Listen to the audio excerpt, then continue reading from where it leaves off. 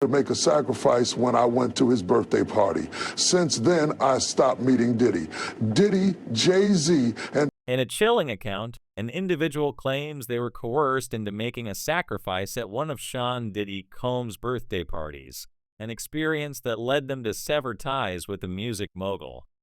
The allegations extend beyond Diddy, implicating prominent figures like Jay-Z, Tyler Perry, and others in a web of complicity and corruption within the entertainment industry.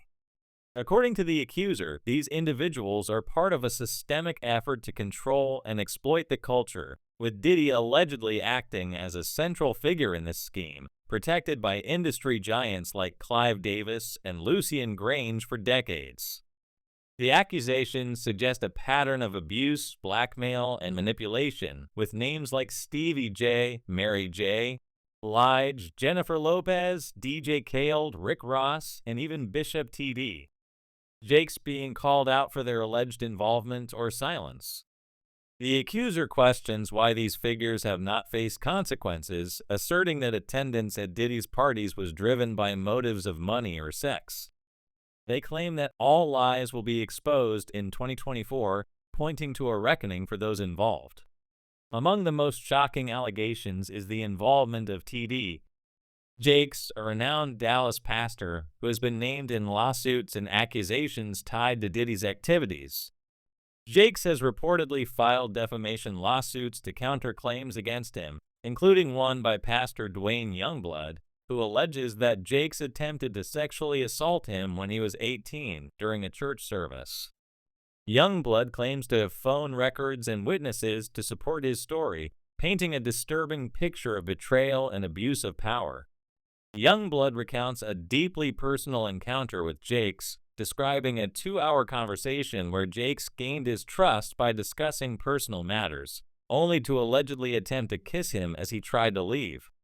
The following day, Youngblood claims Jakes called him from a bathtub, demanding exclusivity in a sexual relationship and promising to take care of him for life. Devastated, Youngblood was forced to read scripture before Jakes preached that evening, adding to his humiliation.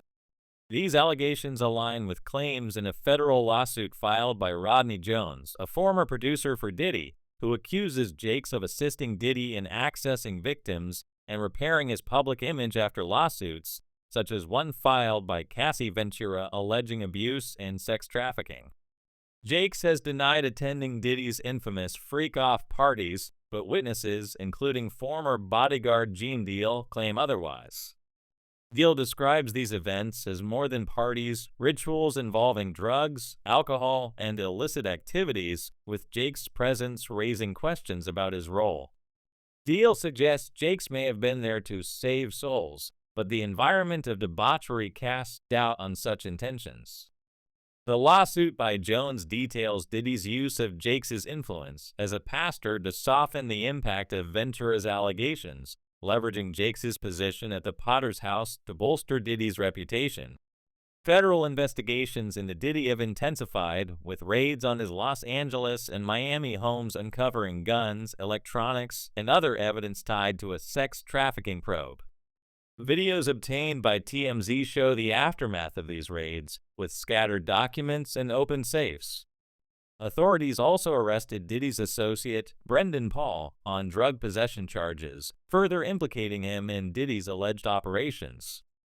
Legal experts, like former federal prosecutor Lori Levinson, suggest these raids indicate significant evidence, likely spurred by civil lawsuits like Jones's. The trial took a dramatic turn when Joe Rogan, the host of the world's most popular podcast, testified as a surprise witness. Rogan, armed with a notebook and years of off-the-record interviews, detailed disturbing accounts from industry insiders, former bodyguards, and executives. He described Diddy's parties as orchestrated events where phones were confiscated, guests were blindfolded, and hidden cameras recorded compromising situations.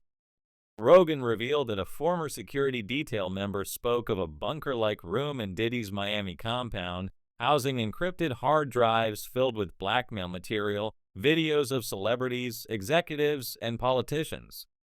This black box, as it was called, was allegedly Diddy's insurance policy, ensuring silence from those in his orbit. Rogan's testimony included accounts of a 2015 event where a music video director witnessed hidden cameras and smoke alarms and drugs being slipped into drinks. Another whistleblower from a data recovery company claimed to have extracted videos from a corrupted server showing guests in compromising situations. Rogan submitted audio recordings to the prosecution, verified by forensic teams, that corroborated these claims. He emphasized the systemic nature of the abuse, describing it as a network of fear and control with Diddy at its center. Rogan also addressed Jay-Z's alleged presence at these events, noting that while no direct criminal activity was attributed to him, his silence was telling. A stylist claimed Jay-Z moved through these gatherings, like a ghost, observing but never engaging. Rogan recounted a conversation with an industry insider who warned that exposing Diddy would mean taking down Jay-Z as well, highlighting their intertwined influence. He also referenced a 1999 nightclub shooting involving Diddy and Jennifer Lopez, where Lopez's silence and continued relationship with Diddy raised questions about her complicity. The courtroom was stunned when Rogan described a 2023 yacht party where a crew member and an unexpected guest witnessed disturbing scenes, hidden cameras, drugs and drinks, and a man in a mask paraded as a spectacle. Names like Bianca LeBron James and Gloria Estefan surfaced, not as participants, but as attendees, adding to the chilling picture of a culture where power and silence protected the guilty. Rogan revealed that the guest who declined a payoff to forget what he saw later had his apartment broken into, with only his external hard drive stolen. Rogan's testimony painted a broader picture of an industry built on manipulation, where NDAs, threats, and blackmail ensured compliance. He spoke of a rainy day file, an encrypted folder allegedly containing Diddy's leverage over powerful figures, including a high-profile politician.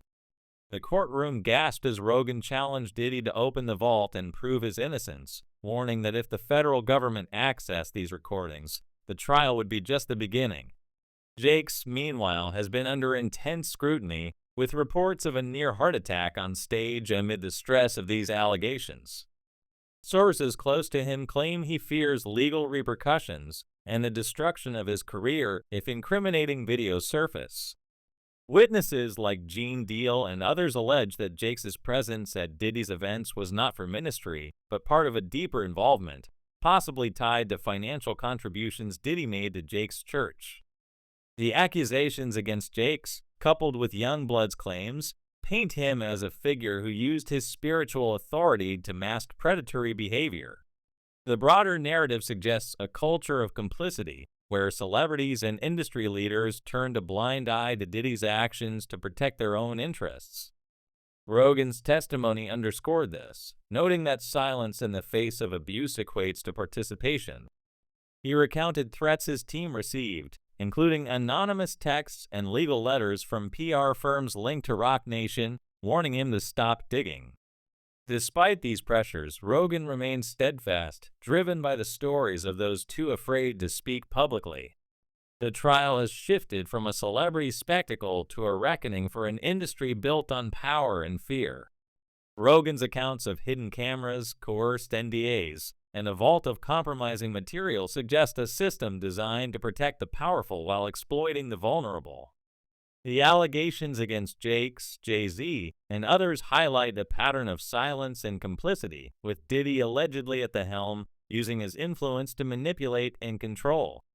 As the trial continues, the public awaits the potential release of the alleged recordings, which could expose not just Diddy but an entire network of enablers. Rogan's final words resonated. This isn't about canceling Diddy. It's about holding accountable those who built empires on fear.